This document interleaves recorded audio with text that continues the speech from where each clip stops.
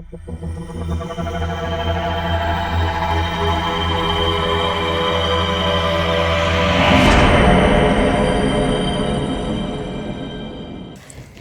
நேயர்களுக்கு வணக்கம். நம்மளுடைய நட்சத்திர சீரீஸுடைய தொடர்ச்சியாக இப்போது நம்ம பார்க்க போகிறது பூசம் நட்சத்திரம். பூசம் நட்சத்திரம் பற்றி சில புராண கதைகளோட எப்பவும் போல் லாவண்யா மேடம் விளக்கி சொல்ல போகிறாங்க. அதில் இருக்கக்கூடிய சயின்டிஃபிக் ஃபேக்ட்ஸு இல்லை மற்ற சந்தேகங்களை நம்ம டிஸ்கஸ் பண்ணி தெரிஞ்சுக்கலாம். ஏஎம்சி நேயர்களுக்கு வணக்கம். பூசத்தோட சின்னம் வந்து பசுவின் மடி, அப்படி இல்லைன்னா இலக்கை அடையும் அம்பு, டார்கெட்டட் ஏரோ அப்படிங்கிறது. சரிங்க. இப்போ பசுவின் மடி அப்படிங்கும் போதே நமக்கு பால் சம்பந்தமான விஷயங்கள் ஞாபகம் வருது இல்லைங்களா? இதுக்கு வந்து புராணத்தில் ஒரு இன்ட்ரெஸ்டிங் ஸ்டோரி இருக்குது. ஓகே, நம்ம அந்த கதைக்கு போகிறதுக்கு முன்னாடி நம்ம இதை விளக்கி சொல்லிட்டு போய் நகர்ந்துடுறாங்களா?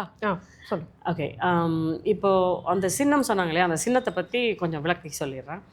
பசுவின் மடி அப்படின்றது வந்துட்டு போஷாக்குங்கிறது நம்ம சாப்பிடக்கூடிய பொருள் இருக்கிற எல்லா விதமான நியூட்ரியன்ஸ், தேவையான சத்துகள் அப்படின்றது அர்த்தம் இல்லையா? அப்புறம் இன்னொன்று சொன்னது வந்துட்டு இலக்கை அடையக்கூடிய அம்பு அப்படின்றது சொன்னாங்க.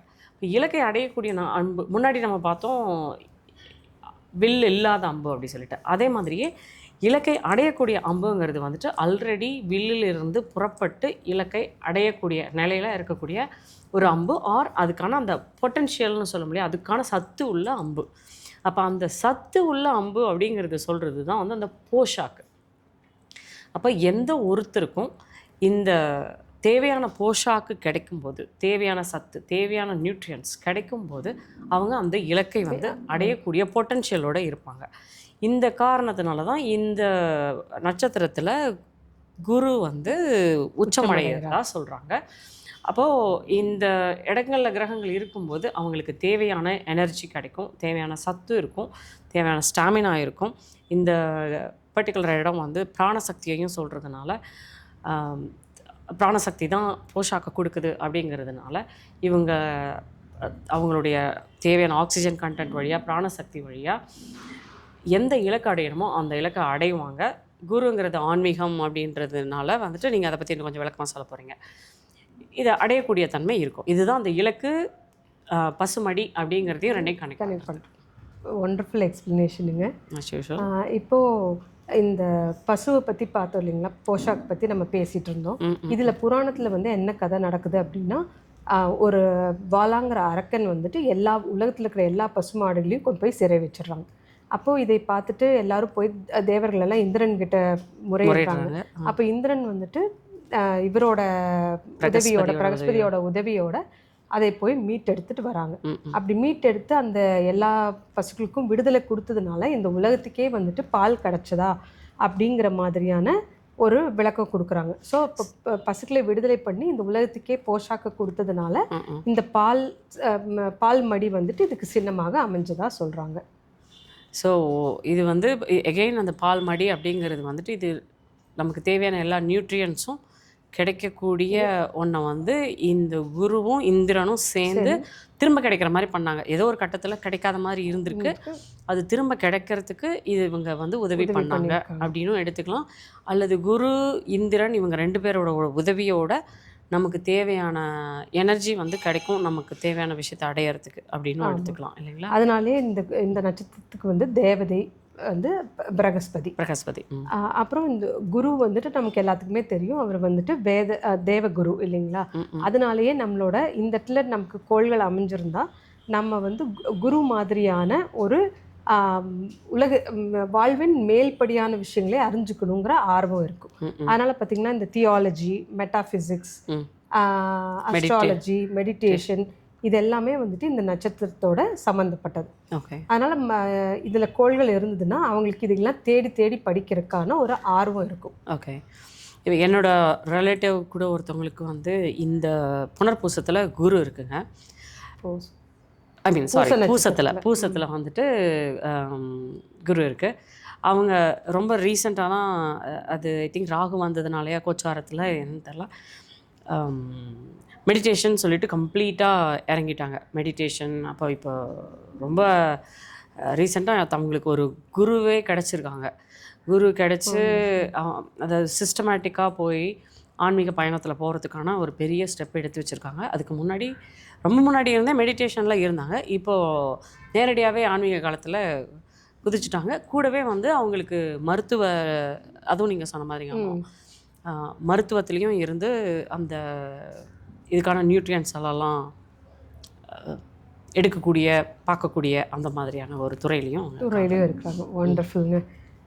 இப்போ இந்த நம்ம அரச மரம்னு இதற்கான மரம் வந்துட்டு அரச மரம். அப்போ இந்த அரச மரத்துக்கு வந்து ஒரு தனித்துவம் என்ன இருக்குன்னா, இது வந்து எப்போவுமே வந்து அதிக அளவில் வந்துட்டு ஆக்சிஜனை சப்ளை பண்ணுறது. மற்ற செடி கொடிகள்லாம் வந்துட்டு இதை எடுத்துக்கும், கார்பன் டை ஆக்சைடு உள்ளே எடுத்துக்கிட்டு ஆக்சிஜனை வெளியில் கொடுக்கும். ஆனால் இது வந்து நைட் ஆச்சுன்னா அது மாறிடும். அப்போ வந்து இரவு நேரங்களில் வந்துட்டு ஆக்சிஜனை உள்ளே எடுத்துக்கிட்டு கார்பன் டை ஆக்சைடை வெளியில் கொடுக்கும். அப்போது ஆனால் இந்த அரச மரத்துக்கு வந்து என்னென்னா நிறைய முக்கால்வாசி நேரம் வந்துட்டு இது ஆக்சிஜனை நிறையா இது பண்ணும். அதனால தான் வந்துட்டு இங்கே நிறையா ஆக்சிஜன்.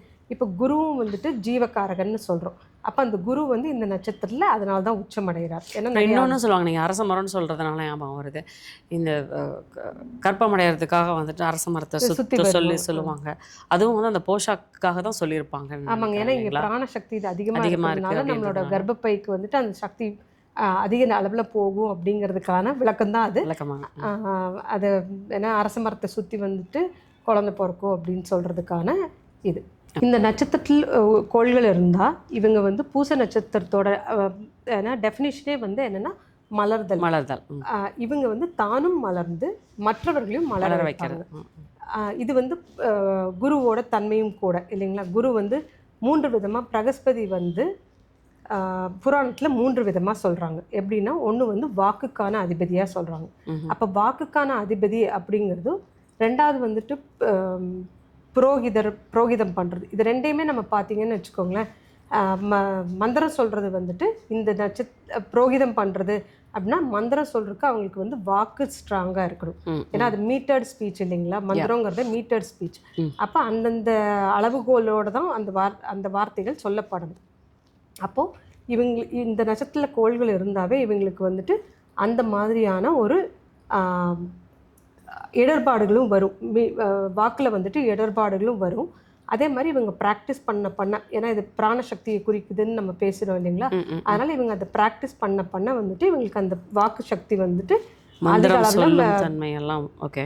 மூணாவது வந்து மூணாவதாக இவரை வந்து என்னவா சொல்கிறாங்கன்னா தேவர்களின் குருவாக சொல்கிறாங்க.